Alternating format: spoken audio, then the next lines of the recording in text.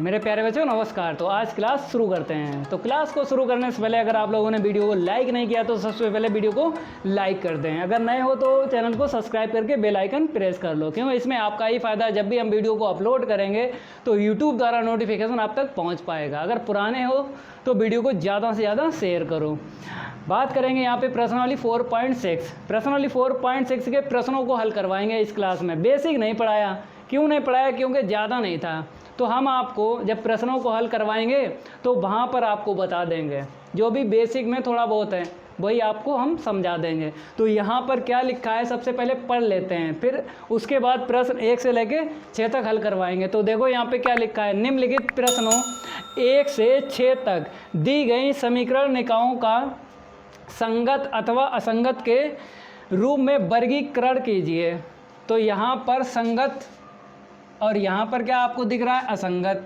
इसका मतलब ये है कि समीकरण निकाय संगत आपको चेक करना है या असंगत समीकरण निकाय। तो संगत, जब समीकरण निकाय संगत होगा तो साड़ी का मान कितना निकलेगा, नॉट इक्वल 0। ये याद रखना, साड़ी का मान नॉट इक्वल 0 आएगा तो कह देना आप लोग कि समीकरण निकाय कैसा होगा, संगत होगा। अब आ जाइए असंगत। असंगत अगर समीकरण निकाय होगा तो साड़ी का मान कितना आएगा, 0 ही आएगा। तो यही थोड़ा सा बेसिक है, तो इसीलिए हमने बेसिक अलग से वीडियो को अपलोड नहीं किया था।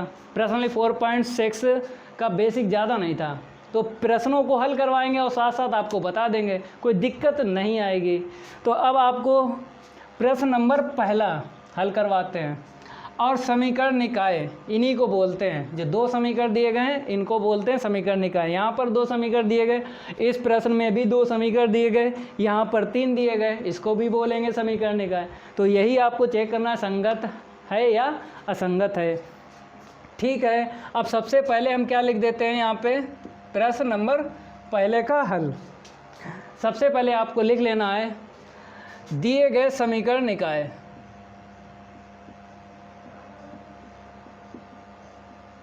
समीकरण निकाय लिख लो। दोनों समीकरण लिखो, x + 2y = ठीक है। दूसरा समीकरण देखो, 2x + 3y = 3। आपने समीकरण निकाय लिख लिए हैं। इसके बाद आपको करना क्या है, आव्यूह रूप में ये 2 समीकरण किस रूप में लिखना है, आव्यूह रूप में लिखना है। देखो कैसे लिखोगे, तो यहाँ पर हम बता देंगे आपको, वैसे ही आप लोगों को लिखना है। आव्यूह रूप ax बराबर में लिखने पर, आव्यूह रूप में लिखने पर, इसी को बोलते हैं आव्यूह रूप ax बराबर b। और कैसे लिखोगे, a को पहले उस तरफ भेज देते हैं, तो भेजोगे तो a पे पावर कितनी आएगी, -1। इसको बोलते हैं व्युत्क्रम। किसी आव्यूह का व्युत्क्रम ज्ञात करोगे तो a की पावर -1 क्या बोलते हैं, व्युत्क्रम बोलते हैं। तो यहाँ पर व्युत्क्रम नहीं ज्ञात करना है, यहाँ पर साड़ी का मान ज्ञात करना है। और साड़ी का मान किससे ज्ञात करोगे, आव्यूह। एक आव्यूह पता चलेगा, उसी का आपको साड़ी का मान, उसी से साड़ी का मान निकालना है। तो अब आपको आव्यूह बनाना है, 3 बनाना है। देखो, एक x बनाना है और एक आपको a आव्यूह बनाना है और एक b बनाना है। इन 2 समीकरण से देखो कैसे x आव्यूह कैसे बनता है। सबसे पहले देख लेंगे कितने यहाँ पे चर हैं, 2 हैं, x और y। तो आपको यहाँ पर x और y लिख देना है, ठीक है। अगर समीकरण में z होता तो z और लिख देते, लेकिन यहाँ पर 2 चर हैं, x और y। जैसे बात करेंगे प्रश्न 4, यहाँ पर z है, यहाँ पर भी z है, यहाँ पर भी z है। प्रश्न 5 और 6 में तो यहाँ पर x y z लिखा जाएगा। देख लेते हैं कितने चर हैं, 2 चर हैं, 2 लिखना है। यहाँ पर देखिए, ठीक है, a इनवर्स, मतलब यहाँ पर हमने a को उस तरफ भेजा तो पावर कितनी आएगी, -1। तो a इनवर्स ज्ञात करना है। तो यहाँ पर नहीं ज्ञात होगा, हमने आपको बताया है। यहाँ पर केवल संगत और असंगत आपको बताना है समीकरण निकाय। तो a आव्यूह कैसे बनाना है, देखो, पहला स्तंभ और दूसरा स्तंभ। पहले स्तंभ में आपको x के गुणांक लिखना है। जैसे यहाँ पर x का गुणांक क्या है, 1 है तो 1 लिख देना है। यहाँ पर देखो x का गुणांक कितना है, 2 है, आपको 2 लिख देना है। ये दूसरा जो स्तंभ है वो y के लिए है, तो y का गुणांक कितना है, 2। यहाँ पर देखो y का गुणांक ऐसे करके आपको लिखना है, ठीक है, ऐसे करके लिखना। पहला स्तंभ x के लिए, दूसरा स्तंभ y के लिए। अब b जो आव्यूह आपको बनाना है वो कैसे बनाना है, देखो बराबर में आपको जो भी दिए जाएं उनका एक स्तंभ बनाना है। जैसे आपको दिख रहा है 2 3, तो यहाँ पर 2 3 लिख देना है, समीकरण 1 डालो, ठीक है, ऐसे करके आपको बदल लेना है आव्यूह रूप में। फिर इसके बाद आपको साड़िक का मान ज्ञात करना है, या तो नॉट इक्वल 0 आएगा या 0 आएगा। तो आपको पता नॉट इक्वल 0 पे समीकरण निकाय कैसा होगा, संगत होगा, और साड़िक का मान 0 आ जाए तो समीकरण निकाय कैसा होगा, असंगत होगा, ठीक है। तो आपको क्या करना है, ये ए इनवर्स है, ठीक है, यहाँ से आपको पता है कि ए हमने आव्यूह कैसे लिखा, ऐसे करके लिखा था, वही आपको लिख लेना है, केवल ये -1 हटा देना है पावर, ठीक है। तो ए आव्यूह पता चलेगा, इसी का आपको साड़िक, इसी से साड़िक का मान निकालना है। चलो भाई, आव्यूह को साड़िक में कन्वर्ट करते हैं, कैसे कन्वर्ट करते हो आपको पता है, देखो 1 2 2 3 निकालो, 3 एकम 3, ये तो आप लोग जानते हो, 2 क्रॉस 2 कोटि का अगर साड़िक है तो उसका प्रसार आप लोग जानते हो, कोई दिक्कत नहीं आएगी। 3 एकम 3 -2 दूनी 4, कितना आया -1, नॉट इक्वल 0, नॉट इक्वल 0 आ गया। तो आपको पता है नॉट इक्वल 0 पर क्या होता है, समीकरण निकाय संगत, तो आपको डायरेक्ट लिख देना है यहाँ पे। अतः अगर चाहो तो यहाँ पर आप लिख सकते हो, ये शर्त कहाँ पे बताई थी बताइए, व्युत्क्रमणीय आव्यूह में हमने ये परिभाषा आपको लिखवाई थी व्युत्क्रमणीय आव्यूह की। व्युत्क्रमणीय आव्यूह की परिभाषा में हमने क्या आपको बताया था कि साड़िक का मान नॉट इक्वल 0 आता है, तो आव्यूह कैसा होता है, व्युत्क्रमणीय आव्यूह होता है, ठीक है, ये भी लिख सकते हो, कोई दिक्कत नहीं है। अब इसके बाद में अगर साड़िक का मान नॉट इक्वल 0 आता है तो ए इनवर्स कैसा होता है, ए इनवर्स परिभाषित होगा। तो यहाँ पर और थोड़ा सा लिख दो, कोई दिक्कत नहीं, ए इनवर्स कैसा है, परिभाषित है, ठीक है। इसके बाद आपको लिख देना है इसके आगे अतः, या आप डायरेक्ट लिख सकते हो, इसे ना लिखो, इसे ना लिखो, डायरेक्ट लिख सकते हो, समीकरण निकाय संगत है, ठीक है। अगर ये 2 लाइनें लिख देते हो फिर भी ठीक है, तो ज़्यादा से ज़्यादा लिखो, क्योंकि अगर गणित इंटर में 100 में से 100 नंबर चाहिए तो एक्स्ट्रा 2 3 लाइनें लिख दो। अब वो भी ठीक है यार, ये तो हम बताते ही रहते हैं आप लोगों को कि अगर साड़िक का मान नॉट इक्वल 0 आ जाए तो ए इनवर्स परिभाषित होगा, तो यहाँ पर ए इनवर्स परिभाषित होगा, मतलब निकाल सकते हैं, लेकिन यहाँ पर हमें ज़रूरत नहीं है तो इसीलिए नहीं निकालेंगे। आपको केवल इतना पता करना था, साड़िक का मान पता हो गया, अब आपको लिख देना है अतः समीकरण निकाय, समीकरण निकाय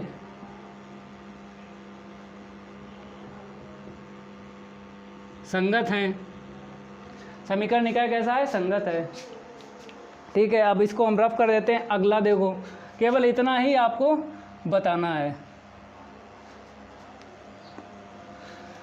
प्रश्न नंबर 2 की बात करेंगे। देखो प्रश्न नंबर 2 में जैसा पहला है ना वैसे ही दूसरा और तीसरा है, ठीक है। चलो लगवा देते हैं इसे भी। सबसे पहले क्या लिखना है, वही लिखो जो इसमें लिखा था समीकरण, मतलब प्रश्न नंबर 1 में लिखा था, दिए गए समीकरण लिखना वैसा ही है, ठीक है। तो सबसे पहले लिखो 2x माइनस का y equal 5, x plus y equal 4। अब पता तो चलेगा, अब डायरेक्ट हम लिखते हैं, मतलब डायरेक्ट या जल्दी जल्दी लिखते हैं। आव्यूह रूप ax बराबर b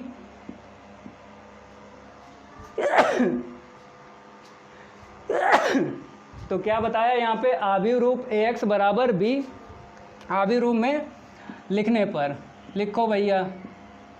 अब तो पता तो चल गया ना, जल्दी जल्दी करवा देते हैं। x बराबर a इनवर्स b, x का बनाना है आव्यूह, a इनवर्स का और b का। चलो x कितने चर यहाँ पे दिख रहे हैं, 2 दिख रहे हैं आपको, ऐसे लिखना है पहला स्तंभ यहाँ पे -1 दे दो पावर, पहला स्तंभ x के लिए, दूसरा स्तंभ y के लिए। तो पहला स्तंभ x के लिए गुणांक देखो 2 है, यहाँ पर गुणांक 1 है। दूसरा स्तंभ y के लिए इसका गुणांक -1 है, इसका गुणांक 1 है। अब बराबर में जो होता है उससे क्या पता चलता है, b आव्यूह। जैसे b है, इसका आव्यूह कैसे पता चलता है, बराबर में 5 4 है, आपको लिख देना है। समीकरण 1 डालना है, यहाँ से आपको a लिख देना है ऐसे करके।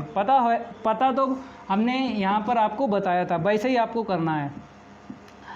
21 11, ठीक है। यहाँ से साड़ी का मान निकालो, तो 21 11 हल करो। 1 का 2 में गुणा किया 2 आया, माइनस के बाद में इसका इसमें गुणा करो, माइनस का 1 मिलेगा, माइनस माइनस प्लस का 1 कितना आया 3, नॉट इक्वल 0। वही लिख दो यहाँ पर, साड़ी का मान नॉट इक्वल 0 आया है। ये बताइए कहाँ पे बताया था, व्युत्क्रमणीय आव्यूह है ये, क्योंकि ये परिभाषा हमने आपको बताई है। ये आव्यूह कैसा है, व्युत्क्रमणीय आव्यूह है। तो यहाँ पर आपको लिख देना है, अगर व्युत्क्रमणीय आव्यूह है इम्प्लाई दैट ए इनवर्स कैसा होगा, परिभाषित होगा। तो यहाँ पर लिख देना है ए इनवर्स परिभाषित है, और यहाँ पर लिख देना है समीकरण निकाय संगत है। अतः करके लिख दो यहाँ पे, अतः क्योंकि साड़ी का मान क्या है, नॉट इक्वल 0, नॉट इक्वल 0 पे क्या बताया था, संगत। तो आपको लिख देना अतः समीकरण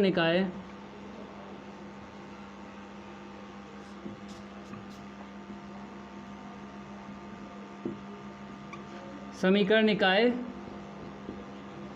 संगत है। चलो अब अगला देखो, प्रश्न नंबर 3, इसको हम रफ कर देते हैं। प्रश्न नंबर 3 देखो, ये नोट कर लेना, ऐसे इतना ही लगाना है, ठीक है। आगे देख लो आप लोग। सबसे पहले लिखो दिए गए समीकरण, वहाँ पर 2 समीकरण दिए गए हैं। लिखो x + 3y = 5, 2x + का 6y = 8, लिख लिया। वही लिखो आव्यूह रूप ax बराबर, आव्यूह रूप किस, ax बराबर b के रूप में लिखने पर, ठीक है। आव्यूह रूप आपको ax बराबर b के रूप में लिखना है। आव्यूह रूप यही होता है, कैसे, x बराबर उस तरफ लेके जाओ, a इनवर्स b हो जाएगा। अब आपको पता है ये बनाने का तरीका, मतलब 3 आव्यूह आपको बनाना है। कैपिटल X चर आपको देखना है, कितने चर हैं, 2 है, x y आपको लिख देना है। पहला स्तंभ x के लिए, दूसरा स्तंभ y के लिए। तो गुणांक देखो, x का गुणांक 1 है, यहाँ पर 2 है। अब दूसरा स्तंभ y के लिए, तो दूसरा स्तंभ किससे लिखते हैं, y से, गुणांक।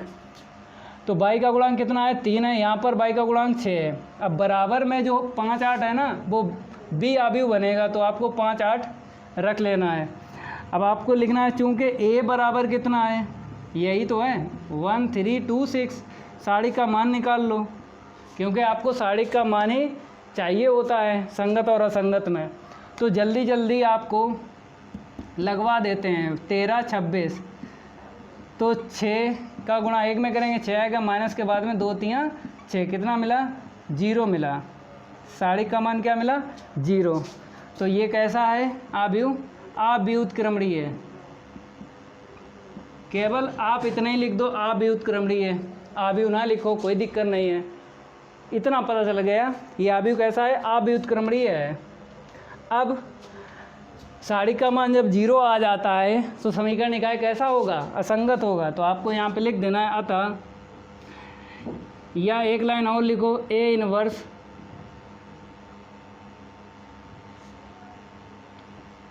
इनवर्स कैसा है, अपरिभाषित है। एक लाइन और ये लिख लो, अपरिभाषित है। अब आपको लिख देना है लास्ट में, समीकरण निकाय कैसा होगा, असंगत होगा। चलो यहाँ पर हम लिख देते हैं, अतः समीकरण निकाय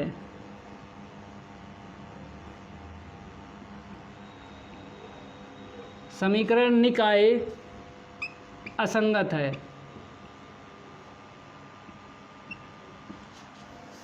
चलो इसे हम रफ कर देते हैं। अगला देखो, क्योंकि ये एक जैसे थे 1 2 3, अब देखेंगे हम 3 समीकरण जो दिए गए हैं, 4 5 6 की बात कर रहे हैं। इसे हम रफ कर देते हैं, आप लोग नोट कर लिया करो।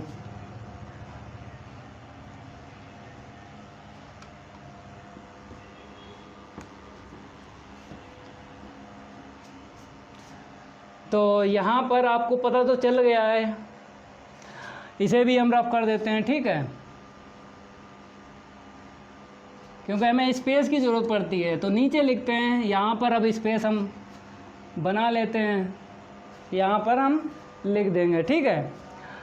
लिखो आप लोग 4। यहाँ पर सबसे पहले आपको क्या लिखना है, समीकरण निकाय x प्लस का y प्लस का z पहला समीकरण हो गया, 2x प्लस का 3y प्लस का 2z इक्वल टू दूसरा समीकरण हो गया। तीसरा देखो ax प्लस का ay प्लस का 2az इक्वल 4 हो गया। आप इसके बाद क्या लिखोगे, आव्यूह रूप, ax बराबर b के रूप में लिखने पर यहाँ पे लिखो आव्यूह रूप। आव्यूह रूप पता है आपको, अभी बताया था हमने पहले वाले प्रश्न में और दूसरे और तीसरे में। आव्यूह रूप ax बराबर आव्यूह रूप में लिखने पर, चलो लिखो, थोड़ा एक लाइन और आगे बढ़ाओ, ए को उस तरफ पहुंचाओ, तो x बराबर क्या आएगा, a इनवर्स b। चलो यहाँ पर आव्यूह लिखो, समीकरण 1 डालना है। देखो यहाँ पर x का आव्यूह पता है, चर को ही लिखना पड़ता है। तो इसमें कितने चर हैं, देखो ये 3 चर हैं, x y z। तो यहाँ पर x y z। अब यहाँ पर देखो, पहला स्तंभ x के लिए होगा, दूसरा स्तंभ y के लिए और तीसरा स्तंभ z के लिए। मीन्स गुणांक से आपको लिखना है, x का गुणांक आपको देखना है।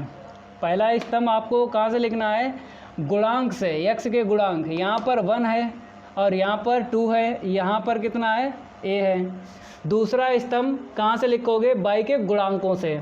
तो यहाँ पर 1 मिला, यहाँ पर 3 मिला, यहाँ पर a मिला। तीसरा स्तंभ अब आपको कैसे लिखना है, अभी तक हम 2 स्तंभ लिखते थे, अब यहाँ पर z आ गया ना, एक चर बढ़ गया, तो आपको एक स्तंभ और बढ़ाना है z के लिए। मतलब z के गुणांकों से आपको स्तंभ लिखना है। तो यहाँ पर गुणांक 1 है, यहाँ पर कितना है, 2, यहाँ पे 2a है। और बराबर में जो होते हैं, बराबर में 1 2 4, b आपको पता चलेगा, b आव्यूह। तो आपको लिख देना यहाँ पे 1 2 4 ऐसे करके। अब आपको आव्यूह लेना है, ये क्या है, यहाँ से आपको पता चलेगा ना, पहले से आपने लिख लिया है आव्यूह, क्योंकि आव्यूह पता करना है, फिर साड़ी का मान निकालना है। तो यहाँ पर देखो, वही छापो, 111 232 a 2a, साड़ी का मान निकालो। चलो यहाँ पर हम निकालते हैं साड़ी का मान, प्रसार करना है। यहाँ पे 111 232, आगे देखो a 2a, यही है। प्रसार करो, किसके सापेक्ष करोगे, r1 के सापेक्ष, r1 के सापेक्ष। प्रसार करने पर करो भाई साहब प्रसार, तो 1। तो जब प्रसार करते हैं तो चिन्ह का यूज होता है, ये आप लोग जानते हो, ये आपने पार्ट 3 में पढ़ा है। अब आ जाइए पार्ट 3 में हमने कहाँ पे चिन्ह बताए थे आपको, 4.5 में लास्ट प्रश्नावली हल करवाई थी पार्ट 3 में, जहाँ पर हमने प्रारंभिक रूपांतरण विधि से ए इनवर्स ज्ञात करवाया था, वहाँ पर हमने चिन्ह बताए थे। और पार्ट 4 में तो अजर्रा ही आपने सीखा है, ठीक है। अब देखो यहाँ पे बन लिया, छुपाओ, गुणा करो, 3 दूनी 6, माइनस के बाद में गुणा करो 2a मिलेगा। ये सब जानते हो, जल्दी जल्दी लिख देते हैं। पहली पंक्ति पहला स्तंभ छुपाओ, गुणा करो, 2 दूनी 4a माइनस इसका इसमें गुणा करो 2a, जल्दी कर देते हैं। यहाँ पर पहली पंक्ति तीसरा स्तंभ 2a माइनस का 3a, गुणा करो इसका इसमें 2a माइनस का 3a। यहाँ पर देखो कितना मिलेगा, 4a मिलेगा, वहाँ से माइनस का 2a, वहाँ से माइनस का a, 4a माइनस का 3a, मतलब a मिला, नॉट इक्वल 0। नॉट इक्वल 0 कहाँ पे बताया था, हमने व्युत्क्रमणीय आव्यूह की परिभाषा करवाई थी। तो लिख दो यहाँ पे, कैसा आव्यूह होगा, व्युत्क्रमणीय। तो आपको इतना लिख देना है, आव्यूह ना लिखो कोई दिक्कत नहीं है, व्युत्क्रमणीय लिख दो। ठीक है, ये हो गया, इसे हम रफ कर देते हैं, यहीं पे हम लिख भी देंगे। तो व्युत्क्रमणीय अगर है तो A इनवर्स क्या होगा, परिभाषित होगा। तो यहाँ पे लिख देना है परिभाषित है। तो अब आपको लिख देना है अतः समीकरण निकाय कैसे होंगे, बताइए, संगत होंगे कि असंगत होंगे। संगत, क्योंकि नॉट इक्वल 0 आया है सारिक का मान। अतः यहाँ पे लिखो समीकरण निकाय, समीकरण निकाय संगत है। समीकरण निकाय कैसे हैं, संगत हैं। अब आपको प्रश्न नंबर 5, चलो इसको हम रफ कर देते हैं। यहाँ पर भी हम रफ कर रहे हैं, अगला देखो, यहाँ पर हम चेंज कर देंगे, इसे भी हटाओ।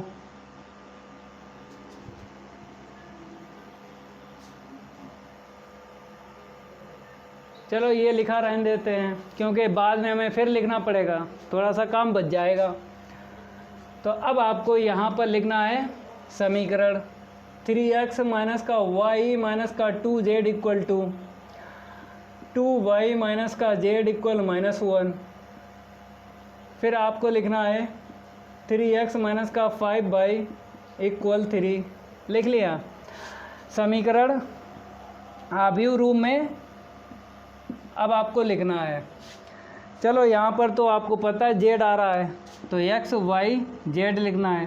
पहला स्तंभ x के लिए, मतलब x के गुणांकों से लिखा जाता है। यहाँ पे 3 मिला, इस समीकरण में x है नहीं है, तो आपको 0 लिख लेना है, क्योंकि अगर हम यहाँ पे 0x कर लें तो गुणांक दूसरे वाले समीकरण से 0 ही मिलेगा, तीसरे वाले समीकरण से 3 मिलेगा। अब आपको दूसरा स्तंभ लिखना है y के गुणांकों से। यहाँ से पहले वाले समीकरण से क्या मिला, -1, दूसरे वाले समीकरण से 2 मिला, तीसरे वाले समीकरण से -5 मिला। अब आपको z के गुणांकों से तीसरा स्तंभ लिखना है, तो यहाँ से कितना मिला, -2 मिला, यहाँ से -1, यहाँ से जब z नहीं है तो आपको 0 लिख लेना है, क्योंकि z वाला पद नहीं है। अगर आपको लिखना पड़े तो 0z लिखना पड़ेगा, तो इसीलिए ना लिखो, डायरेक्ट यहाँ पे 0 लिख दो।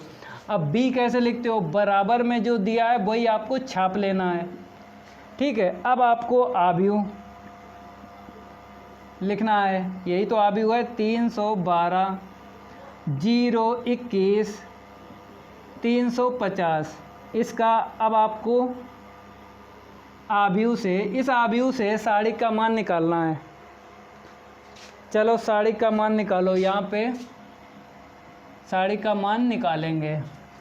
312 दूसरी पंक्ति के 0 21, तीसरी पंक्ति के अभी अब देखो, प्रसार करो R1 के सापेक्ष,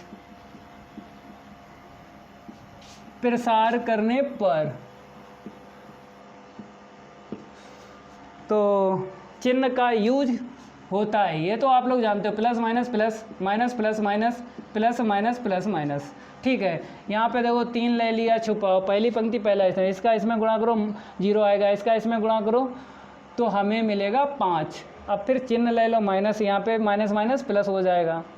चलो इसे छुपाओ, इसे छुपाओ, इसका इसमें गुणा करो 0 माइनस, इसका इसमें गुणा करो -3 मतलब प्लस का 3। आगे देखो प्लस है, पहली पंक्ति के सापेक्ष प्रसार कर रहे हैं, -2 रखोगे प्लस माइनस का 2, इसे छुपाओ, इसे छुपाओ, गुणा करो 0 मिला, इसका इसमें गुणा करो 6 मिला। चलो यहाँ पे -15 मिला, यहाँ पर कितना मिला है, +3 मिला, वहाँ पर +2 छंग 12। ठीक है, -15 और +15 कितना आएगा, 0 आएगा। तो 0 आ गया सारिक का मान, जब 0 आ गया ना सारिक का मान, तो यहाँ पर आव्यूह कैसा होगा, अव्युत्क्रमणीय होगा। अव्युत्क्रमणीय आपको लिख देना है, ठीक है। ए इनवर्स अपरिभाषित है। ए इनवर्स कैसा है, अपरिभाषित है। आपको बता दें, जैसे ए इनवर्स इक्वल क्या होता है, 1/mod A एडजॉइंट ए, यही होता है, ठीक है। सारिक का मान अगर नीचे 0 रखोगे, 1/0 इंटू एडजॉइंट ए, क्या होगा, इनफाइनाइट। अब एडजॉइंट ए का इंटू करो, इनफाइनाइट हुआ, तो इसको क्या बोलेंगे, अपरिभाषित। तो ऐसे करके आपको सीखना है। सारिक का मान 0 आ जाए तो ए इनवर्स परिभाषित नहीं होगा, क्या आया, इनफाइनाइट अपरिभाषित होता है। अब देखो यहाँ पे क्या लिखना, अतः समीकरण निकाय असंगत हैं। समीकरण निकाय कैसा होगा, असंगत होगा, यह है लिख दो, ठीक है। अब देखो प्रश्न 5 हो गया। अब आपको प्रश्न हम 6 करवाएंगे। चलो इसे लिखे रहने देते हैं, इसे हम रफ कर देते हैं। आप लोग नोट कर लिया करो, हम इसे मिटाने लगते हैं, नोट कर लिया करो जल्दी, ठीक है। अब लास्ट वाला जो है वही करवाएंगे, 6 बचा है। चलो यहाँ पर भी हटा देते हैं, इसे यहाँ पर भी हटा देते हैं। अब 6 देखो आप लोग, समीकरण लिखो, 5x माइनस का y प्लस का 4z equal 5, 5x minus y plus 4z equal 5। दूसरा समीकरण लिखो, 2x प्लस का 3y प्लस का 5z इक्वल 2। तीसरा समीकरण लिखो, 5x माइनस का 2y प्लस का 6z इक्वल -1, ठीक है। आपको पता है ax बराबर b के रूप में लिखना है, आव्यूह रूप में लिखना है, यही तो आव्यूह रूप होता है, ax बराबर b। चलो यहाँ पे डाल दो, x y z डाल दिया ना। यहाँ पर आपको कैसे लिखना आपको पता है, पहले क्या करो, बराबर वाले लिख दो, 5 2 -1। यहाँ पे आ जाओ, पहला स्तंभ x के गुणांकों से लिखा जाता है, तो 5 2 5, ठीक है। अब दूसरा स्तंभ y के गुणांकों से लिखा जाता है, -1 3 माइनस का 2। z के गुणांक देखो, यहाँ पे 4 लिखना है, यहाँ पे 5 मिला, यहाँ पे 6 मिला, ठीक है। इसे समीकरण 1 डालो। इसका यूज नहीं हो रहा समीकरण 1 का, कोई दिक्कत नहीं है, आगे जब प्रश्नों को हम हल करवाएंगे तो समीकरण 1 की ज़रूरत पड़ेगी, लेकिन यहाँ पर नहीं पड़ रही, कोई दिक्कत नहीं है। a बराबर आपको यहाँ से लिखना है, 5 - 1 4 2 3 5, 5 माइनस का 2 6, ठीक है। अब आपको सारिक का मान निकालना है, चलो इसी से निकालो। तो पहली पंक्ति के अभी अब लिखो 514, चलो भाई साहब लिख रहे हैं 514। अगला देखो दूसरी पंक्ति के अभी अब 235, तो 235 लिख लेना है। तीसरी पंक्ति के अभी अब देखो 526, आपको 526 लिखना है, ऐसे करके प्रसार करो। एक एक अंक के अवयव हैं तो डायरेक्ट प्रसार कर दो, 2 0 बनाने के बाद भी प्रसार होता है, ये आपको पता है, लेकिन डायरेक्ट करो, 2 0 ऑपरेशन से बनाना है। अगर अंक 2 अंक के होते, ये अवयव कैसे होते, 2 अंक के होते तो हम प्रसार का यूज़ करते हैं, लेकिन यहाँ पे ना करो, एक अंक का है। R1 के सापेक्ष प्रसार कर दो, किसी के सापेक्ष करो, आपको पता है आंसर शीट सेम आती है, चाहे पहली पंक्ति के करो, चाहे दूसरी पंक्ति के, चाहे तीसरी पंक्ति के। स्तंभ के सापेक्ष भी कर सकते हो, ठीक है। तो हम पहली पंक्ति के सापेक्ष प्रसार कर रहे हैं, R1 के सापेक्ष प्रसार करने पर करो प्रसार, तो यहाँ पे चिन्ह का यूज करते हैं, लिख दिया करो यार, ठीक है। करो 5 आया, छुपाओ, छतियाँ 18 माइनस का मिलेगा +10, ठीक है। माइनस यहाँ से मिला प्लस का 1, छुपाओ, 6 दूनी 12, ठीक है। 5 का 5 में इंटू करो, 5 25, आगे बढ़ो, प्लस का मिलेगा 4, छुपाओ, पहली पंक्ति तीसरा स्तंभ, 2 दूनी 4, माइनस का 4 मिलेगा, फिर माइनस के बाद में लिखना है 15, ठीक है। देखो यहाँ पे 28, 28 का गुणा 5 में कर दो, 28 का गुणा 5 में कर दो, 5 अट्ठे 40, 5 दूनी 10 और 4 14। वहाँ से देखो माइनस का 13, क्योंकि 12 13 25 होते हैं, 25 में 12 गए माइनस 13। वहाँ से देखो कितना मिला 19। यहाँ से इस ब्रैकेट से क्या मिलेगा 19। 19 का 4 में गुणा करो, 19 चक्कू 76, सही है। 4 9 36, 4 1 4 3 7। देखो यहाँ पे इसे पहले हम क्या करेंगे प्लस कर लेंगे, 114 माइनस 9 हुआ, 7 1 8 हुआ, घटा लो भाई, यहाँ पे डाल लिख लो प्लस का आएगा। 10 में से 9 गया 1 मिला, 10 में से 9 गया 1 मिला, यहाँ पे 13, 13 में से 8 गया 5 मिलेगा, ठीक है। प्लस का ही आएगा, 51 आया, मतलब नॉट इक्वल 0। तो यहाँ पे क्या लिख देना है, अव्युत्क्रमणीय है, मीन्स व्युत्क्रमणीय है। साड़ी का मान क्या आया है, नॉट इक्वल 0। कैसा अव्यू है, व्युत्क्रमणीय अव्यू है। तो ए इनवर्स कैसा होगा, परिभाषित होगा। समीकरण निकाय कैसे हैं, संगत हैं। चलो हो गया, ये भी नोट कर लो इसे, ठीक है। प्रश्न 6 जो है रफ कर देते हैं, क्योंकि ये जो है लास्ट था ना इसका। नोट करो प्रश्न 6 को आवी विधि से हल कीजिए, मान ज्ञात करना है। जैसे बात करते हैं 7 प्रश्न 8 9 10 के, तो यहाँ पर एक्स वाई के मान ज्ञात करना है। 11 12 13 14 इन प्रश्नों में एक्स वाई जेड के मान ज्ञात करना है, और ये अलग दिया गया है क्योंकि 7 से 14 तक बताया गया है। ये बाद में हम हल करवाएंगे प्रश्न 15।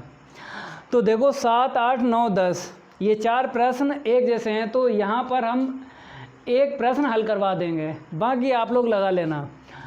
तो प्रश्न 7 आपको कहाँ तक करना है, जैसे अभी तक जो हम 1 से लेके 6 तक प्रश्न में संगत और असंगत बता रहे थे, तो समीकरण 1 तक आपको लेके जाना है। प्रश्न 7 जब हल करना है समीकरण 1 तक आपको लेके जाना, उसके बाद जो हम बताएंगे वैसा ही आप लोगों को हल करना है। तो सबसे पहले आपको लिख लेना है समीकरण निकाय। तो इसका हल देखो 7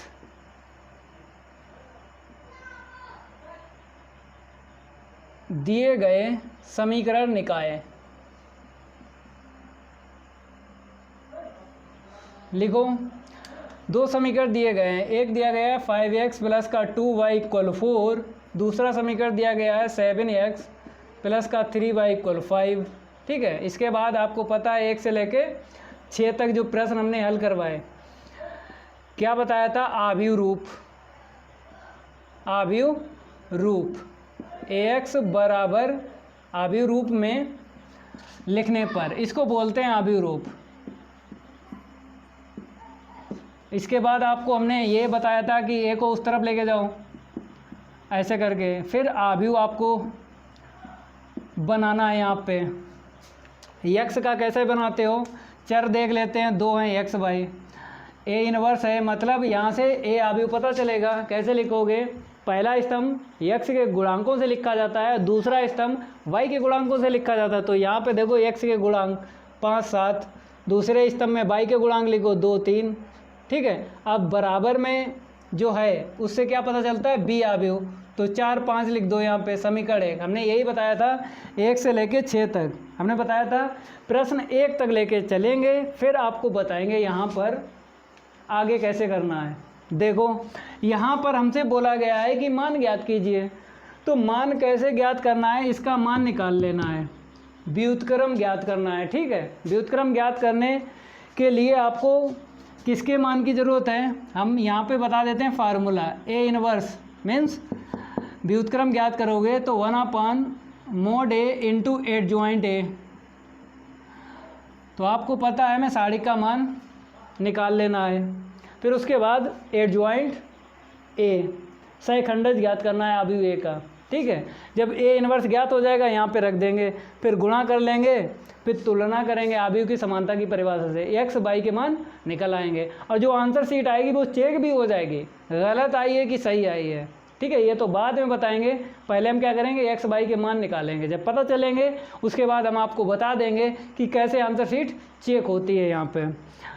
तो ठीक है, सबसे पहले आपको क्या लिखना है, ए बराबर लिखो यहीं से 52 73 लिख लिया ना। साड़ी का मान निकालो, क्योंकि जब हम ए इनवर्स ज्ञात करेंगे तो हमें साड़ी की ज़रूरत पड़ेगी। 52 73 आपको लिख लेना ऐसे करके। चलो 3 25 15 माइनस 7 दूनी 14, कितना मिला 1, नॉट इक्वल 0। तो आपको लिख लेना है ब्रैकेट में, ये आव्यूह कैसा है, व्युत्क्रमणीय आव्यूह है, तो केवल और केवल व्युत्क्रमणीय लिख दो, चल जाएगा। साड़ी का मान नॉट इक्वल 0 आया, तो यहाँ पर एक लाइन और बढ़ा दो, ए इनवर्स का अस्तित्व है। ए इनवर्स का क्या है, अस्तित्व है, या यहाँ पर परिभाषित लिख सकते हो, ए इनवर्स परिभाषित है। चाहे परिभाषित लिखो चाहे अस्तित्व लिखो, एक ही बात है। तो ए इनवर्स का क्या है, अस्तित्व है। जब अस्तित्व है तो ज्ञात करेंगे। क्या ज्ञात करना है, अब साड़ी का मान तो पता चल गया, सहखंडज ज्ञात करना है। तो ट्रिक से भी हम आपको बता देंगे सहखंडज। इधर देखो एडजॉइंट सहखंडज ट्रिक देखो, 4G ट्रिक यही तो है, देखो आव्यूह। तो यहाँ से हम डायरेक्ट आपको बता रहे हैं 4G ट्रिक कैसे। विकर्ण आपको देखना है, विकर्ण में जो अवयव है उनका स्थान चेंज करना, 3 ऊपर पहुँचेगा और 5 नीचे आएगा। विकर्ण के अलावा जो अवयव हैं उसमें माइनस से गुणा कर देना है, माइनस का 7 माइनस का 2, इतनी ही आंसर शीट निकलेगी। ठीक है, अब आपको बेसिक से लगाना है, क्योंकि नंबर 4G ट्रिक से नंबर नहीं मिलेंगे, बेसिक से ही नंबर मिलेंगे। तो बेसिक से लगाओ, सहखंडज ज्ञात करो। ठीक है, हम रफ कर देते हैं, अब सहखंडज ही ज्ञात करना है। चलो यहाँ पर हम क्या करते हैं, यहाँ पर हमें थोड़ा सा स्पेस मिला है, आपको लिखना है ए के सहखंडज। सहखंड, सहखंडज इसको बोलते हैं, सहखंड अलग होता है। सहखंड आव्यूह ए के क्या निकालना है, सहखंड। तो C11, ठीक है, इसके बराबर आपको लिख देना आव्यूह, C11 12, फिर उसके बाद 21 22। तो हमने ये ट्रिक बताई थी, पहले चिन्हों का यूज कर लेंगे, चिन्हों का क्या कर लेंगे, यूज कर लेंगे, प्लस माइनस माइनस प्लस। अब देखो 5 अवयव का सहखंड ज्ञात करना है, इसका अपोजिट क्या है 3 लिख देना है। 2 अवयव का ज्ञात करना है तो इसका अपोजिट 7 लिख देना है। 7 अवयव का सहखंड ज्ञात करना है, इसका अपोजिट लिख दो, ये भी ट्रिक है, बढ़िया है। 3 अवयव का सहखंड ज्ञात करना है, इसका अपोजिट 5, ले आ गया। अब आपको एडजॉइंट ए ज्ञात करना है, तो ऊपर हम रफ कर देते हैं, क्योंकि अब हमें स्पेस की ज़रूरत है। अब आपको लिखना है एडजॉइंट ए बराबर, क्या लिखना है, एडजॉइंट ए बराबर 11 12, ठीक है, ऐसे करके 21 22, इसका परिवर्त और ज्ञात करना है आपको। मान रखो 3 - 7 37 25, प्लस का चिन्ह नहीं लिखेंगे, माइनस का ज़रूर लिखेंगे। ठीक है, ये बात आपको पता है, प्लस नहीं लिखते हैं, माइनस ज़रूर लिखा जाता है। इसका परिवर्त चलो चेंज करो, पहली पंक्ति पहले स्तंभ में लिखना है, दूसरी पंक्ति दूसरे स्तंभ में लिखना है। देखो वही आया 4G ट्रिक से 32 75। ठीक है, एडजॉइंट ए पता चल गया, एडजॉइंट ए पता चल गया। लेकिन ये समीकरण हम कहीं लिख लेते हैं, क्योंकि हमें ज़रूरत पड़ेगी। 52 73 यही था ना, 52 73, ठीक है, 4 5, इसे हमने इसलिए लिख लिया, हम रफ करेंगे ना, और फिर बाद में हम कहाँ से लिखेंगे, तो इसीलिए हमने लिख दिया है। अब आपको दिक्कत नहीं आएगी। 52 73 4 5, ठीक है। अब आगे देखो क्या करना है आपको, एडजॉइंट ए तो पता चल गया, फार्मूला लगाओ, ए इनवर्स ज्ञात करो। तो A inverse equal 1/mod A into adjoint A. चलो मान रखो, साड़ी का मान कितना निकला 1 निकला, एडजॉइंट ए का मान 3275, ठीक है, यही आपको रख लेना है। 1 का इंटू करो तो कोई अवयव में परिवर्तन नहीं होगा, 3275 ए इनवर्स ज्ञात हो गया। समीकरण 1 में ए इनवर्स का मान किस में रखेंगे, समीकरण 1 में ए इनवर्स का मान समीकरण 1 में रखने पर, चलो समीकरण 1 में रखो जल्दी, समीकरण 1 वही तो है, पहले ही हमने लिख दिया था, हमने बताया था। चलो इसका मान क्या निकला, रखो यहाँ पे 3275, आव्यूह क्या है 4 5 है ना बराबर, ठीक है। अब आपको गुणा करना है। अब हम थोड़ा सा और रफ करेंगे, स्पेस की ज़रूरत है, देखते रहना, आप लोग नोट करते रहा करो, रफ करना पड़ता है हमको। चलो गुणा करो इसका, तो एक्स वाई तो ऐसे लिख लो, आगे बढ़ो, इसका इसमें गुणा करो, 30 चौक 12, ठीक है, प्लस का आएगा, 2 पंचे 10 माइनस का आएगा। दूसरी पंक्ति का गुणा करो, 7 दूनी मतलब 7 चौक 28, माइनस का 28 मिला, प्लस का 25 मिला, ठीक है। एक्स वाई लिख लो सेम टू सेम, यहाँ पे देखो कितना मिला 2, 25 कम है 28 ज़्यादा है, माइनस का आएगा, 8 में से 5 गया 3, 2 में से 2 गया 0। अब यहाँ से एक्स वाई के मान निकल आएंगे, तो आव्यूह की समानता की परिभाषा लगा दो यहाँ पे, समानता की परिभाषा से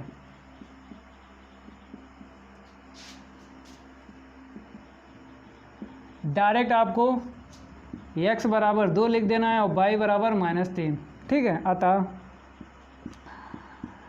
अतः इसलिए लिख देते हैं, अतः आप लोग जानते हो जब पूरा सवाल लग जाता है तो लास्ट में आंसर शीट अतः करके लिख दो, तो अतः का आधा नंबर तो मिल जाता है। तो x बराबर 2 y बराबर -3। अब आपको चेक करना है ये आंसर शीट सही है कि गलत है, तो रफ कार्य अलग से आपको करना है, रफ कार्य कोई सा समीकरण ले लो, एक LHS कोई सा ले लो, 5x प्लस का 2y ले लेते हैं, LHS ले लिया, आंसर शीट क्या आना चाहिए 4। अगर समीकरण मतलब x y के मान सही हैं तो आंसर शीट 4 ही निकलेगी, अगर गलत आया x या y का मान तो 4 नहीं निकलेगी। देखो सही है या गलत, 2 यहाँ पे रखो 10 हुआ, जब 3 रखोगे ना यहाँ पे माइनस का, 2 3 6, घटाओ 10 में से 6 गया 4, तो RHS आ गया। किसी एक समीकरण में आपको रखना है, चाहे इसमें रख लो चाहे इसमें, चेक हो जाता है, चाहे दोनों में रखो, ठीक है। तो ऐसे करके आंसर शीट चेक हो जाती है। 100% प्रश्न जरूर आता है, लेकिन 3 समीकरण जिसमें दिए जाते हैं वही आता है पेपर में, ठीक है। आप लोग तैयार करके जाना, ए इनवर्स का एक प्रश्न और एक ये, दोनों आते हैं। चलो अब हम रफ कर देते हैं, आगे देखो, इसे तो आप लोग नोट कर लेना। 7 हो गया, होमवर्क दे देते हैं आपको, हल करना है ऐसे ही जैसे किया था ना वैसे ही। तो प्रश्न 8 आप लोग लगाना होमवर्क, प्रश्न 9 आप लोग लगाना होमवर्क, प्रश्न 10 होमवर्क। आगे देखो 11 12 13 14, तो यहाँ पर आपको 1 लगवाएंगे, बाकी सारे होमवर्क। तो 11 देख लो, सबसे पहले लिखो दिए गए समीकरण निकाय।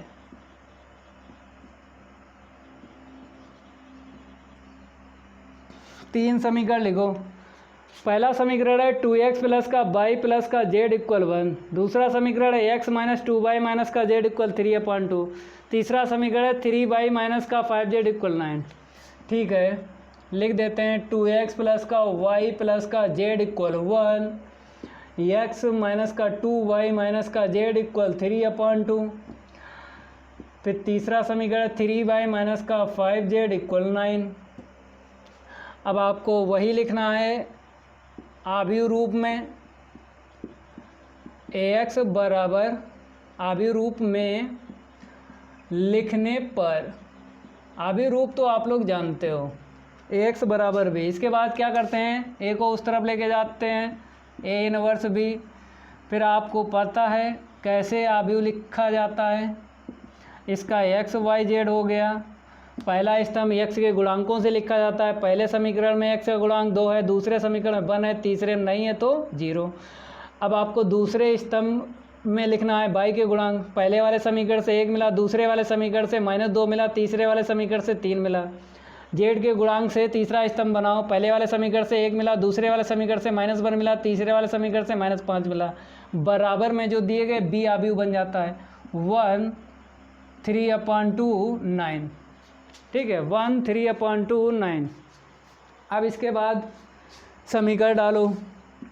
ठीक है, फिर आपको पता है हमें व्युत्क्रम मतलब इसका मान ज्ञात करना है, तो हमें सारणिक की ज़रूरत पड़ेगी, सारणिक a का मान। फिर उसके बाद सहखंडज। तो सबसे पहले हम आव्यूह लिख लेते हैं, 211 121 फिर 035। इसके बाद आपको सारणिक का मान निकालना है, 211 121 035। प्रसार करो, किसके सापेक्ष करोगे, r1 के सापेक्ष कर लो प्रसार। तो यहाँ पर लिख देते हैं r1 के सापेक्ष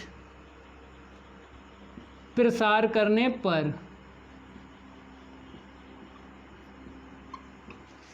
तो चिन्हों का यूज होता है, ये आप लोग जानते हो। खटाखट आप लोग चिन्ह लिखो। पहला प्लस का है, लिखते नहीं है, छुपाओ। 5 दूनी 10 प्लस का आएगा, माइनस के बाद में माइनस का 3 प्लस का 3, फिर माइनस रखो यहाँ पे, फिर 1 रखो, छुपाओ, ये गया ये गया। तो माइनस का 5 माइनस गुणा करो 0 मिलेगा। आगे देखो प्लस का 1 लिखो, फिर इसके लिए छुपाओ, ये गया ये गया। पहली पंक्ति तीसरा स्तंभ छुपाना है। 3 का गुणा 1 में करेंगे 3 आएगा, माइनस के बाद में 0 का 2 में गुणा किया तो 0 ही मिलेगा। -2 में गुणा करो, 0 ही आपको लिखना है। ठीक है, अब यहाँ पर थोड़ा सा हल कर लेते हैं। कितना मान निकलेगा, 13 दूनी 26। ठीक है, यहाँ पे प्लस का 5 हो गया, आगे देखो प्लस का 3 आया।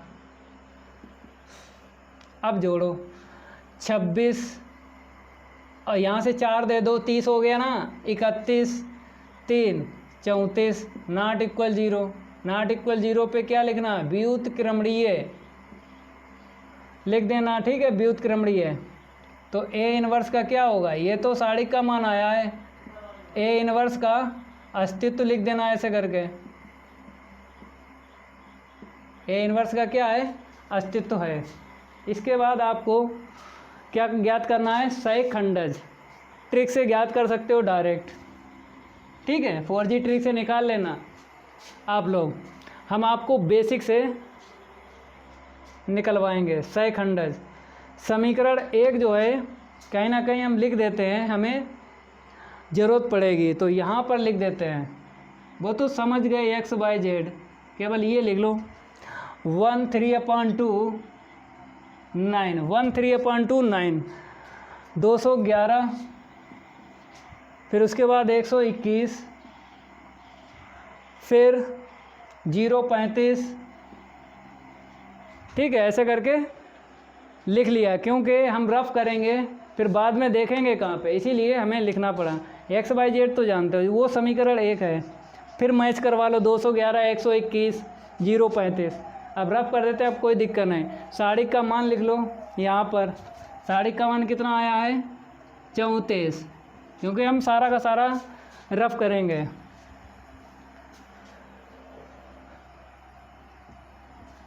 अब आपको सहखंडज ज्ञात करना है। इसके बराबर आपको क्या लिखना है, फिर लिखो, चूँकि a बराबर लिख लो दोबारा, क्योंकि इसके बराबर आपको सिंबल यूज करना है। पहले लिखो 211 121 211 121 फिर 035 लिख लिया। ठीक है, अब ये तो जानते हो आप लोग 11 12 13 21 22 23 31 32 33। अब इनके मान निकालो, C11 C12 सब के मान निकालो। अब हम रफ कर देते हैं। निकालो C11 का मान। आपको पता है प्लस, ठीक है, चिन्ह पहले लिख दो, माइनस प्लस 21 फिर 22 23, ठीक है, 31 32 33। चलो निकालो, पहली पंक्ति पहला स्तंभ चला गया, कितना आया 21 35, ठीक है, ये छुप गया ना, 21 35 आ गया। अब गुणा करो, प्लस ना लिखो, डायरेक्ट जब प्लस हो डायरेक्ट आप लोग हल करो। 10 माइनस के बाद में माइनस माइनस प्लस हो जाएगा 3, कितना हुआ 13। अब आ जाओ यहाँ पर, पहली पंक्ति दूसरा स्तंभ छुपाओ, पहली पंक्ति दूसरा स्तंभ छुपेगा, कितना आएगा 11 0 5, हल करो, माइनस का 5 माइनस 0, हल करेंगे प्लस का 5 आया। पहली पंक्ति तीसरा स्तंभ छुपाओ, तो 12 0 3, हल करो 3 माइनस का 0, ठीक है, हल किया 3 मिला 21। देखो इसका मतलब है दूसरी पंक्ति पहला स्तंभ, यही तो दूसरी पंक्ति है, पहला स्तंभ छुपाओ 11 35, तो आपको लिखना है 11 35, इंटू करो, प्लस का 8 मिला, ठीक है, माइनस का 5 माइनस का 3 माइनस का 8, माइनस माइनस प्लस। अब देखो 2 2 आया, दूसरी पंक्ति दूसरा स्तंभ छुपाओ, कोने वाले लिख लो, कोने वाले 21 0 माइनस 5, गुणा करो, माइनस का 10 माइनस का 0 बराबर माइनस का 10। अब आ जाओ दूसरी पंक्ति तीसरा स्तंभ, दूसरी पंक्ति हो गई और तीसरा स्तंभ हो गया, क्या बचा 21 0 3, तो 21 0 3। अब गुणा करो, 3 दूनी 6 माइनस का 0 बराबर माइनस का 6, 31 आ जाओ, तीसरी पंक्ति पहला स्तंभ 11 21, तो आपको 11 21 लिखना है। गुणा करो, माइनस का 1 माइनस माइनस प्लस का कितना आएगा 2, इसका इसमें गुणा किया -1, फिर माइनस के बाद में इसका गुणा होता है, माइनस का 2 मिला, माइनस माइनस प्लस का 2, घटाओ 1 मिला। अब आ जाओ तीसरी पंक्ति दूसरा स्तंभ, तीसरी पंक्ति दूसरा स्तंभ, तीसरी पंक्ति दूसरा स्तंभ 21 11, तो यहाँ पर आपको 21 11, फिर देख लो तीसरी पंक्ति दूसरा स्तंभ 21 11। अब गुणा करो, माइनस का 2 माइनस का 1 प्लस का 3 मिला। अब आ जाओ लास्ट 33, तीसरी पंक्ति तीसरा स्तंभ 21 12, आपको 21 12 लिखना है। देखो यहाँ पे 21 12, ठीक है, हल करो, माइनस का 4 माइनस का 1 माइनस का 5, तो हमें पता चल गया मान। थोड़ा सा हम यहाँ पर रफ कर रहे हैं, इसके आगे ही आप लोग नोट करना है, ये क्या है एडजॉइंट ए, एडजॉइंट ए बराबर इसका परिवर्त ज्ञात करना है, ठीक है। 3 मान यहाँ पे लिख दो, 13 5 3, 13 5 3, इसे हम रफ कर देते हैं, 13 5 3। चलो मान रखो 13 5 3, आ जाओ फिर 3 ये वाले रख लो, 8 माइनस का 10 माइनस का 6, फिर लास्ट वाले रख लो 1 3 माइनस का 5, परिवर्त ज्ञात करेंगे, देख लो सही रखा, 8 माइनस का 10 माइनस 6 1 3 माइनस 5, ठीक है। अब रफ कर देते हैं, परिवर्त इसका निकालो। परिवर्त जानते हो आप लोग, पंक्तियों को स्तंभों में लिखते हैं, यही परिवर्त होता है। चलो लिखो 13 5 3, 8 माइनस 10 माइनस 6 1 3 माइनस 5, ठीक है, ये परिवर्त ज्ञात हो गया। फार्मूले से ए इनवर्स ज्ञात कर लो, ए इनवर्स बराबर 1/mod ए, एडजॉइंट ए। चलो मान रखो, साड़ी का मान हमने पहले ही लिख लिया था 1/34, adjoint A 13 8 1 5 minus 10 3 3 minus 6 minus का 5, ए इनवर्स का मान कहाँ पे डाल दो, समीकरण 1 में डाल दो। समीकरण 1 पहले लिख लिया था, तो ये देख लो 13 8 1 5 माइनस 10 3 3 माइनस 6 5, ठीक है। ए इनवर्स का मान समीकरण 1 में रखने पर, समीकरण 1 में रखने पर, थोड़ा सा लॉन्ग है, कोई दिक्कत नहीं है, रफ करते हैं इसको। समीकरण 1 लिखेंगे, चलो लिखो समीकरण 1, वही वाला लिख लो, एक्स वाई जेड, ठीक है। इसका मान निकाल ही चुके हो, यही छापो 1/34, 13 8 1, आगे देखो 5 माइनस 10 3 3 माइनस का 6 माइनस का 5, अब रख लो 1/3/2, फिर कितना है 1/3/2 9, ठीक है।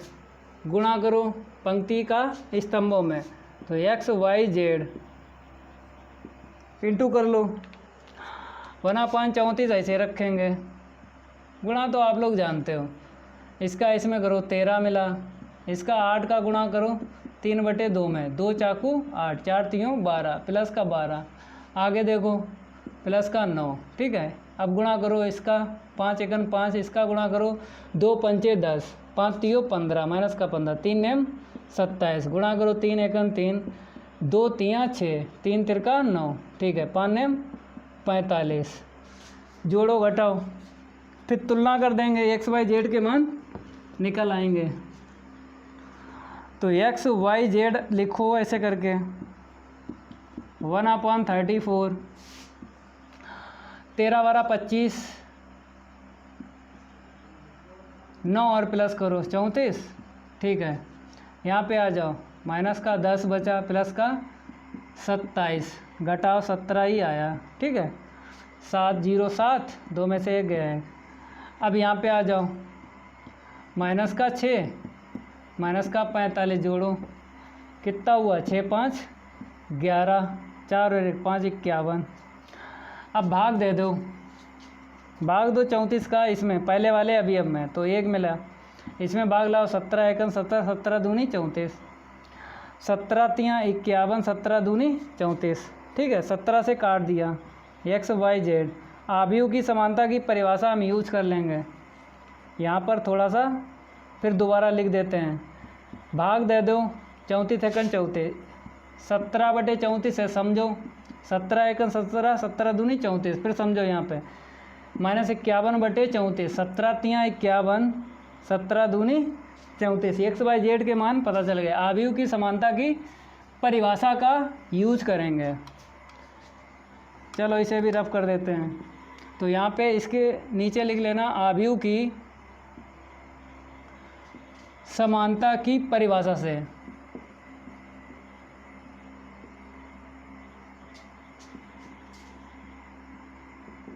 आव्यूह की समानता की परिभाषा से, तो x बराबर कितना 1, y बराबर कितना 1/2, z बराबर कितना -3/2, अतः करके लिख दो, x बराबर 1, y बराबर 1/2, z बराबर -3/2।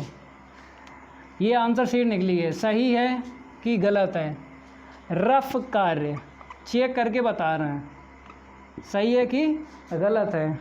अगर सही मान निकले तो किसी भी समीकरण में रखो, LHS में, RHS निकलना चाहिए, तो LHS पहले वाले समीकरण में रख लो, कौन सा था ये 11वां, तो यही तो था, ठीक है। पहला समीकरण ले लो 2x प्लस का y प्लस का z, रखो मान 2x का मान 1 है, y का मान 1/2 है, z का मान -3/2 है। इसमें क्या करो, 2 का गुणा 2 का भाग कर दो, चलो ऐसे रहने दो, बाद में देख लेंगे।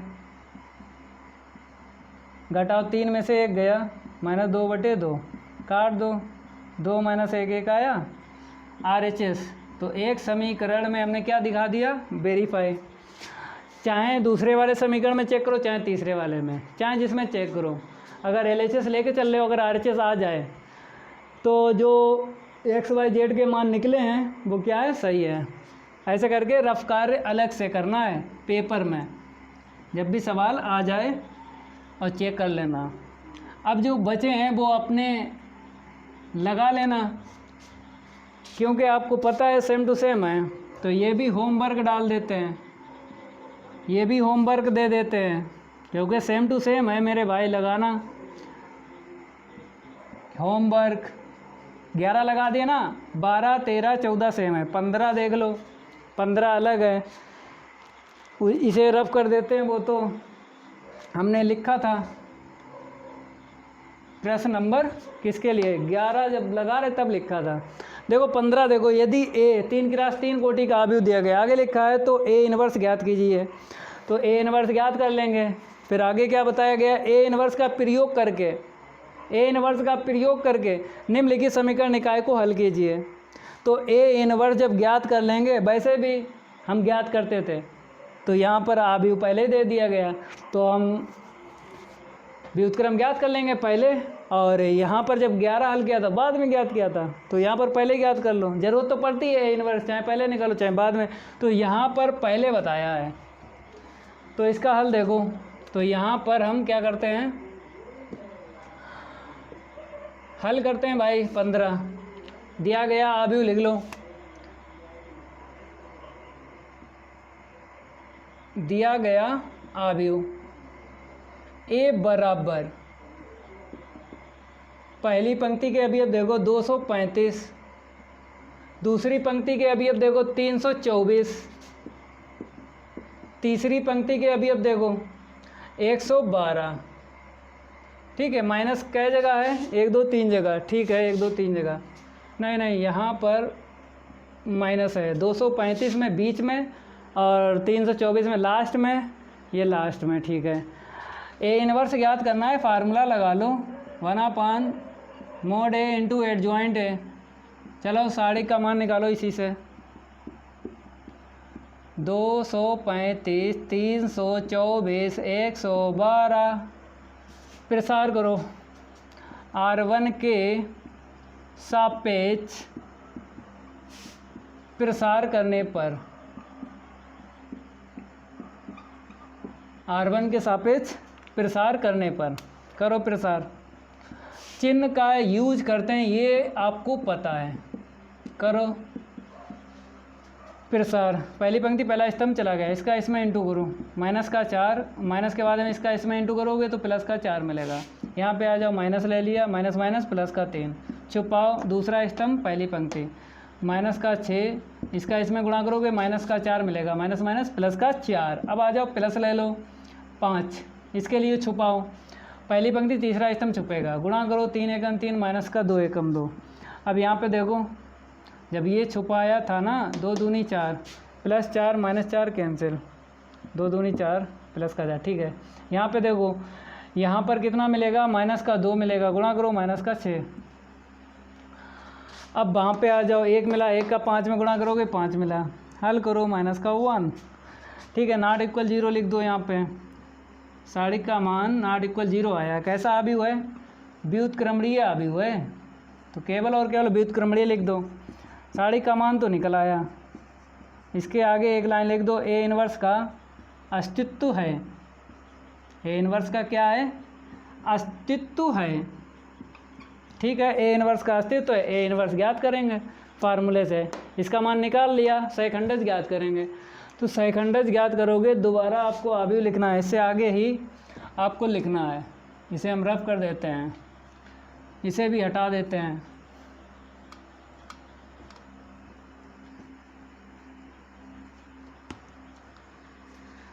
यहाँ पर आपको लिखना है, चूँकि ए बराबर, फिर दोबारा लिखना है,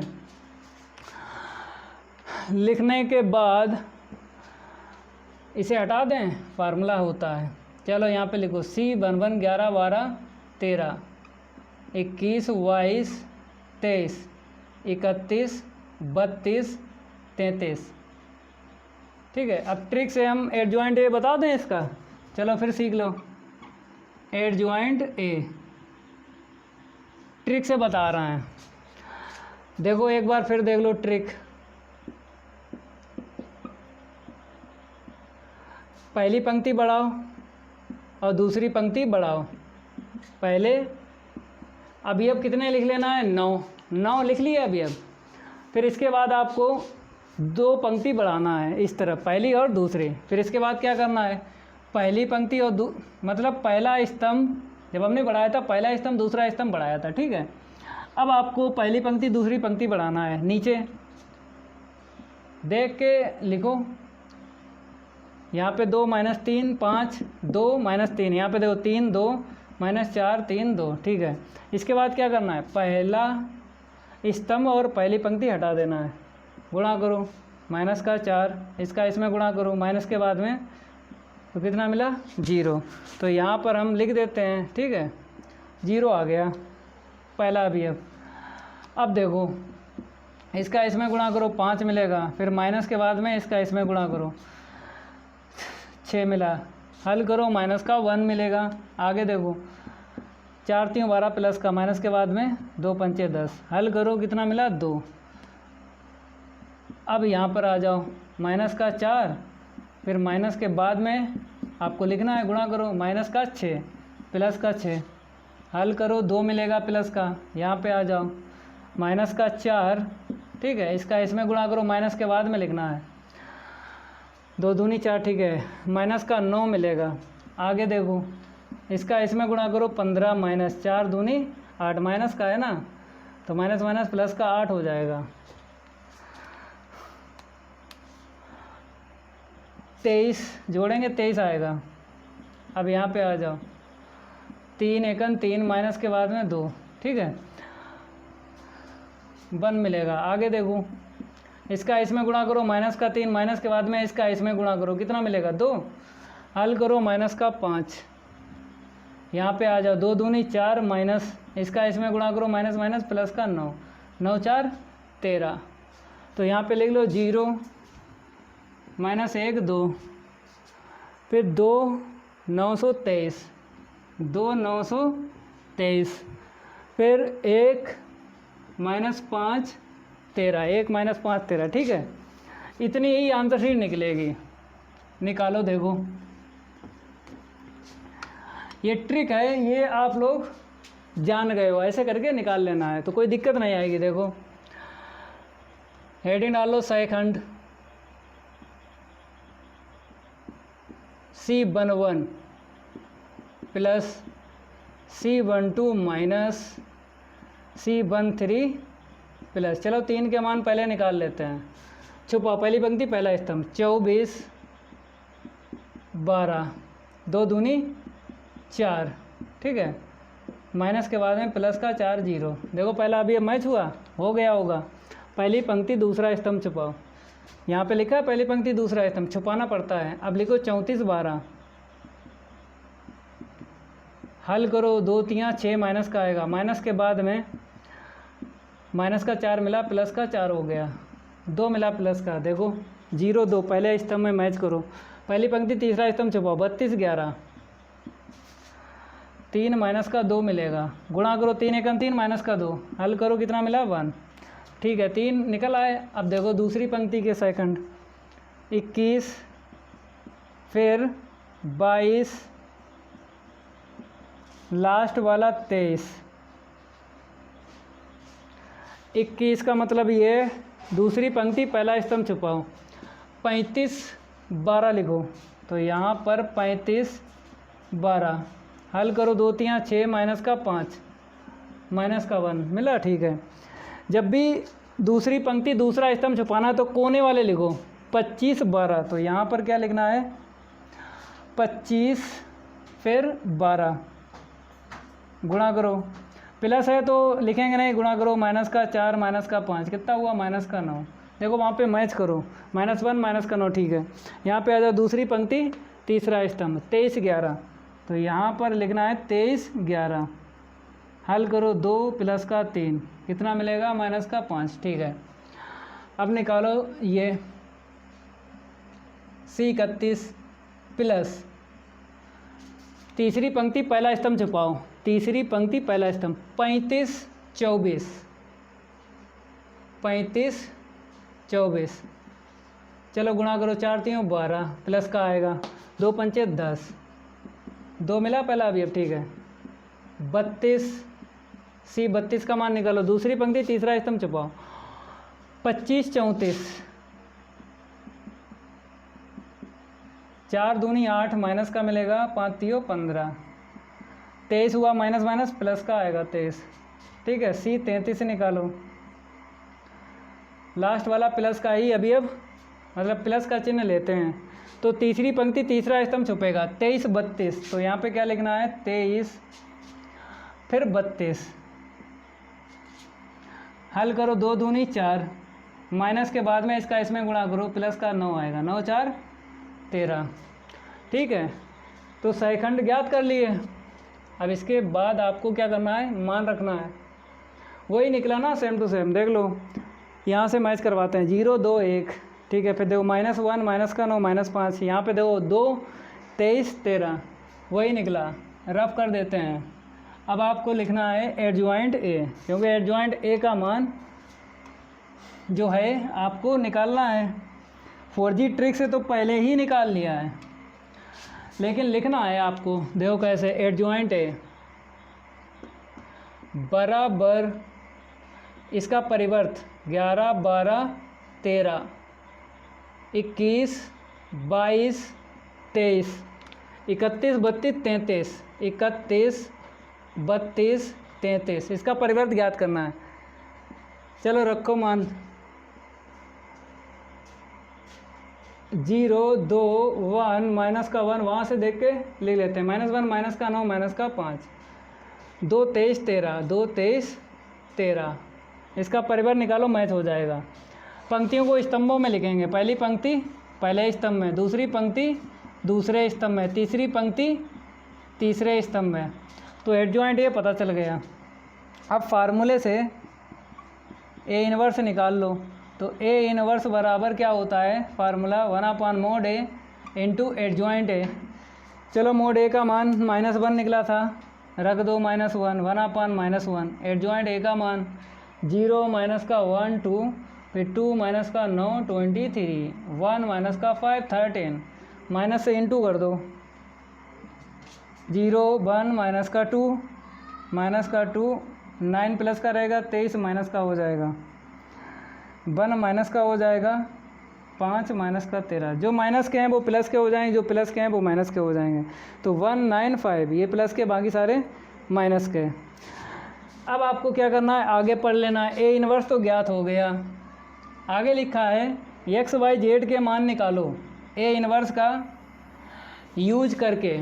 चलो सबसे पहले क्या करेंगे, हम समीकरण निकाय लिख लेते हैं। लिखो, तीनों समीकरण लिख लो पहले। इसका सेकंड पार्ट है, फर्स्ट पार्ट में ए इनवर्स पूछा गया था, सेकंड पार्ट में लिखो दिए गए समीकरण निकाय, दिए गए समीकरण निकाय लिख लो। 2x माइनस का 3y प्लस का 5z इक्वल 11, 3x प्लस का 2y माइनस का 4z इक्वल माइनस का 5, x प्लस का y माइनस का 2z माइनस का 3। ठीक है, आव्यूह रूप,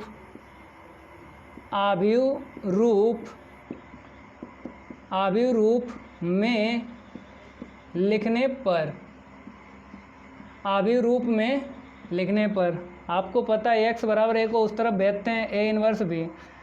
चलो कैपिटल X जानते हो, एक्स वाई जेड, यहाँ से लिखो 2 3 1, ठीक है, इनवर्स।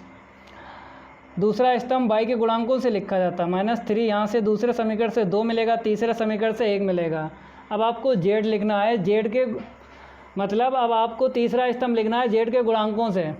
तो समीकरण 1 से 5 मिला, समीकरण 2 से -4 मिला, समीकरण 3 से -2 मिला। अब b आव्यूह बनाओ, बराबर में क्या है 11 - 5 -3, 11 - 5 -3। इसका मान आपको रख लेना है, पहले से निकाल लिया था, ठीक है। रखो मान, तो x y z इसे सेम टू सेम आपको रखना है। इसका मान क्या था 0 1 -2, फिर -2 9 -23, -1 5 -13, 11 माइनस का 5 माइनस का 3 गुणा करेंगे, फिर आव्यूह की समानता की परिभाषा यूज कर लेंगे। नोट करते रहा करो, हम रफ कर रहे हैं, तेज़ी से लगा रहे हैं। इसे भी हम रफ कर देते हैं। गुणा करेंगे, चलो ऊपर से देख लो, एक्स वाई जेड, चलो गुणा करो इसका इसमें 0, ठीक है, माइनस का 5 लास्ट का प्लस का 6, चलो इसका गुणा करो, माइनस का 22 मिलेगा। आगे देखो 9 पना 45 मिलेगा माइनस का। आगे देखो प्लस का कितना मिलेगा 69, 3 तिरका 9, 3 दूनी 6। आगे देखो तीसरी पंक्ति का स्तंभ में गुणा करो, माइनस का 11 माइनस का 25 लास्ट वाला 13 तियाँ 39 प्लस का आएगा। चलो जोड़ो घटाओ, तो एक्स वाई जेड कितना मिला 1, यहाँ पे जोड़ लो 7, 5 2 7 4 2 6, ठीक है, 2 मिलेगा, 9 में 7 गया 2, ठीक है। आगे देखो जोड़ो, 5 और 1 6 36, 9 में से 6 गया 3। अब आपको क्या करना है, आव्यूह की समानता की परिभाषा यूज करना है। तो यहाँ पे लिख देते हैं आव्यूह की समानता की परिभाषा से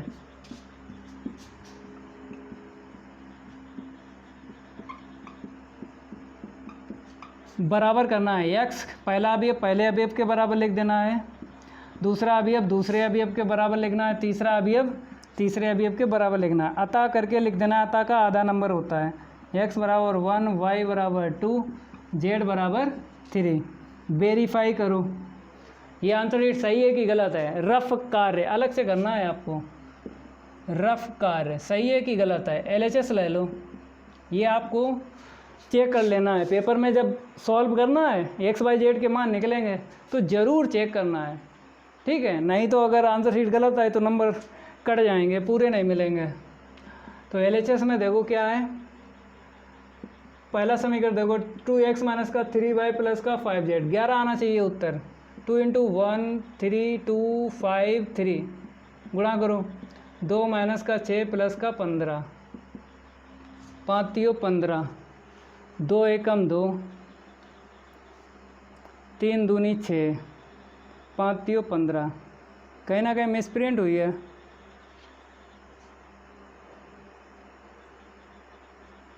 एक्स वाई जेड के मान 1 2 3 आए हैं।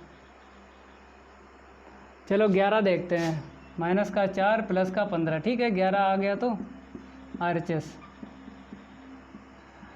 15 2 17, 17 में 6 गए 11।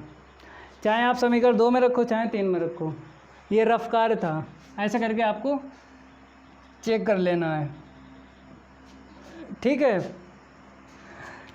एक प्रश्न बचा है, वो भी हम करवा देते हैं। आप लोग आखिरी प्रश्न देखिए 16 पढ़ लेते हैं, क्या दिया है, क्या हमसे मांगा है। तो यहाँ पर बताया गया है 4 किलोग्राम प्याज, 3 किलोग्राम गेहूँ और 2 किलोग्राम चावल का मूल्य 60 रुपये है। जब आपने 4 किलोग्राम प्याज खरीदा और 3 किलोग्राम गेहूँ खरीदा और 2 किलोग्राम चावल खरीदा तो आपने कितने रुपए दिए, 60 रुपये। आगे बताया है 2 किलोग्राम प्याज, फिर बताया है 4 किलोग्राम गेहूँ और 6 किलोग्राम चावल खरीदा तो कितने रुपए दिए, 90, ठीक है। फिर तिवारा में बताया गया है 6 किलोग्राम प्याज खरीदा, 2 किलोग्राम गेहूँ खरीदा, 3 किलोग्राम चावल खरीदा तो आपको कितने रुपए देना पड़े, 70 रुपये। आगे लिखा है आव्यूह विधि द्वारा, ठीक है। तो यहाँ पर प्रश्न में ये तो पता चल गया कि ये प्रश्न किस विधि से हल करना है, आव्यूह विधि से। आगे लिखा है प्रत्येक का मूल्य प्रति केजी ज्ञात कीजिए। प्रति केजी जानते हो, 1 किलोग्राम का मूल्य कितने का है। तो जब हम निकालेंगे तो प्याज गेहूँ और चावल का निकालेंगे, प्रति केजी पूछा है।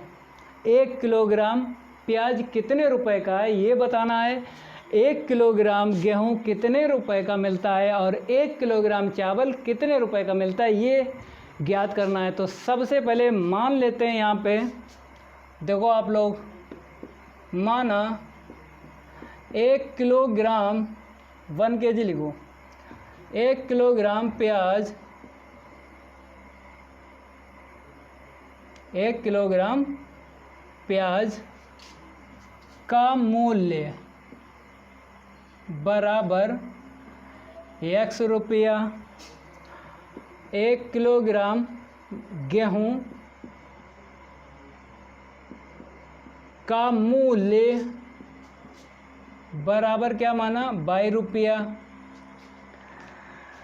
फिर लास्ट में क्या खरीदा था, चावल, तो 1 kg, 1 किलोग्राम चावल का मूल्य बराबर Z रुपया, ये मान लिया हमने, ठीक है। तो 1 किलोग्राम जब आपने x रुपए का ख़रीदा था, 4 किलोग्राम कितने रुपए का खरीदोगे बताइए। प्रथम शर्त में क्या बोला है उसने, देखो हम आपको बताते हैं। प्रथम शर्त में ये बताया है कि 4 किलोग्राम प्याज, 3 किलोग्राम गेहूँ और 2 किलोग्राम चावल जब ख़रीदा तो कितने रुपए देना पड़े, 60 टोटल। 1 किलोग्राम का मूल्य पता है, 4 किलोग्राम का कितने का हो जाएगा, 4x का, ठीक है। यहाँ पे देखो 3 किलोग्राम गेहूँ खरीदा, तो 1 किलोग्राम गेहूँ का मूल्य कितना है, 22 रुपये का। 3 किलोग्राम गेहूँ का मूल्य कितना हो जाएगा, 3/2 हो जाएगा। तो आपको जोड़ना है, क्योंकि आपने जब प्याज, गेहूँ और चावल ख़रीदा, तीनों के रुपए आपको देना पड़े टोटल 60 रुपये, तभी जोड़ रहे हैं यहाँ पे। फिर देखो 2 किलोग्राम चावल ख़रीदे, लेकिन 1 किलोग्राम चावल का मूल्य कितना है, Z रुपये का। 2 किलोग्राम का कितना हो जाएगा, 2Z, गुणा कर देना है, ठीक है। एक समीकरण आपका बन गया ये। दूसरी शर्त से आपको दूसरा समीकरण मिलेगा और तीसरी शर्त से तीसरा समीकरण मिलेगा। तो यहाँ पर लिखना पड़ेगा आपको दूसरी शर्त। अब आप लोग जान गए हो कि दूसरी शर्त में बताया गया टोटल 90 रुपये। चलो आपको लिख लेना है। यहाँ पे देखो 2 किलोग्राम प्याज है, 4 किलोग्राम गेहूँ है और 6 किलोग्राम चावल है। 2 4 6, चलो बना लो।